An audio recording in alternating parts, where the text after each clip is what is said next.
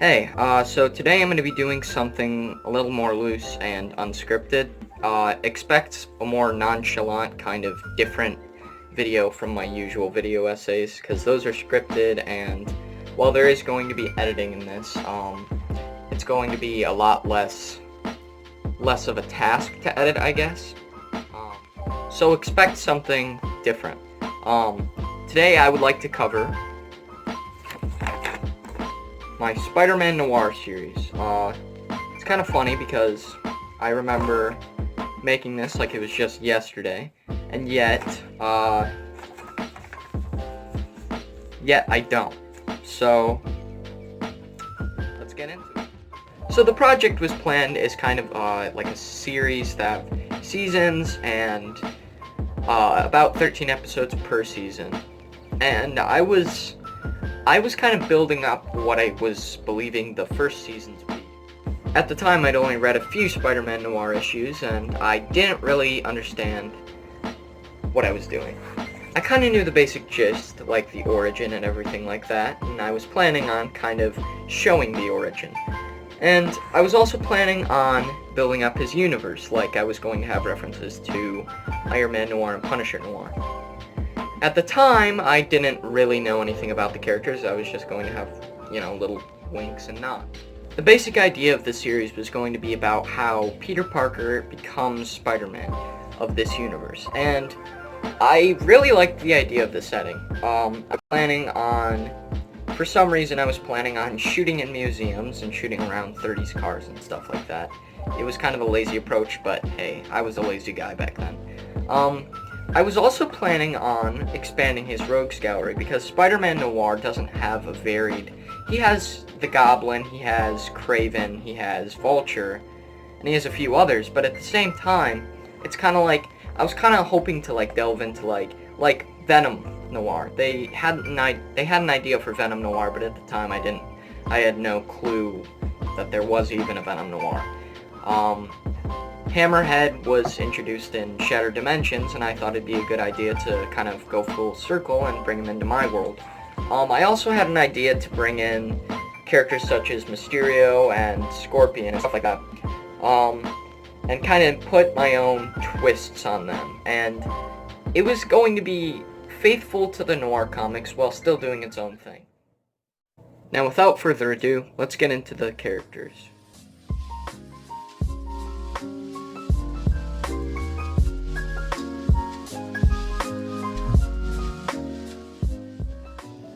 The main character, obviously, is Peter Parker. Ben Urich was a side character who was going to be very important, while his role was minimal. And he was kind of the one that would basically... His death would orchestrate the entire plot. He would basically be kind of teaching him about kind of morals and responsibility, not taking over Uncle Ben's role, but kind of more... He wouldn't be taking over Uncle Ben's role, but he'd kind of be showing the importance of Uncle Ben. Aside from Peter, I would say Ben Urich was probably the most important character. Ben Urich kind of pushed the plot forward, and by kind of introducing Peter to the Daily Bugle, and thus the audience, it's kind of, like I said, expanding the universe and everything like that. Both Aunt May and Uncle Ben are referenced, but not shown in the episode. They were going to be shown in subsequent episodes, but I never got to those episodes, obviously. I did script them, but I never shot those episodes. I only shot a few shots of this episode of the pilot, and that's really it when it comes to characters. Now, why don't we get into the story?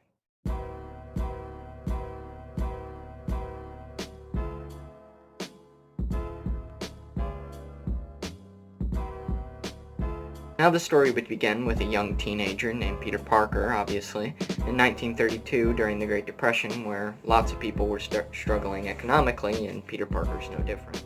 Now he would be sitting on a curb during a snowstorm, and as he's about to freeze to death, a hand would extend out to him. Peter would take the hand, stand up, and he would talk to the man. The man would introduce himself as Ben Urich, and they'd go inside, and Peter would warm up.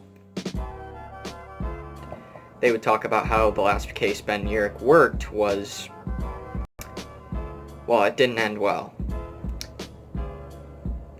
Kingpin basically killed the Devil, which is what Daredevil was called in my universe. Peter would speak about how he still has a sense of guilt after Uncle Ben died, and eventually Peter would get out the door, leaving, and he would come across a man in the street who would pull a gun on Peter, and they would get in a bit of a tussle, and Peter would be knocked unconscious, as kind of a stinger to end the episode. Now, to sum up what this film would have looked like and what the tone would have been, I'd like to read an excerpt.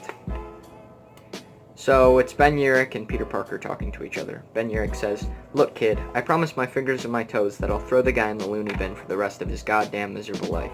That's a promise, and I keep my promises." Peter says, "How do I know you keep your promises? What's the proof?" Ben Urich says, "You remember that Devil guy? I was the one that found out who hired his assassination. It was the fucking Kingpin. Now Kingpin is damn after my ass as soon as he gets out of there. Without reason, the guy wants to stay in there for some reason. Like he's planning something big. His grand re-entrance back into the life of crime. That enough proof for you?" Peter says, "Was that Devil really killed?" Ben says, "No one really knows, except for him, I suppose. The police report was shady, and the only photograph taken was blurry. I don't really think he has kicked the bucket yet." Peter says, I gotta hightail my skinny ass out of here." Peter leaves and sits on the curb where he was. He sees a man running with a gun. Peter jumps up. Peter stands in front of the thug. The thug says, "Move." Peter refuses, not budging. The man points his gun at Peter. The thug says, "I said, move." Peter knocks the gun out of the man's hand. The man knocks Peter in the gut, and Peter falls to his knees. The man places the gun on the back of Peter's head. We zoom in on his finger slowly pressing the trigger, and then click. Thug says, "Shit, you're lucky, punk." The thug runs away as Peter falls to the ground. We cut to black and credits roll.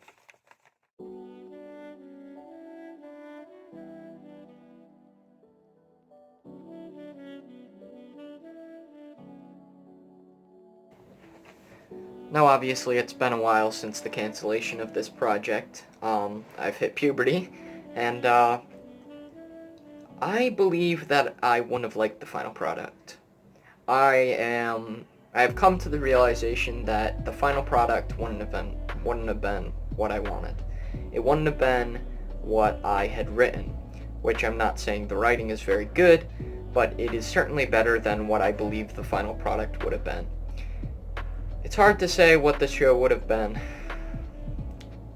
but for all we know, could have been okay.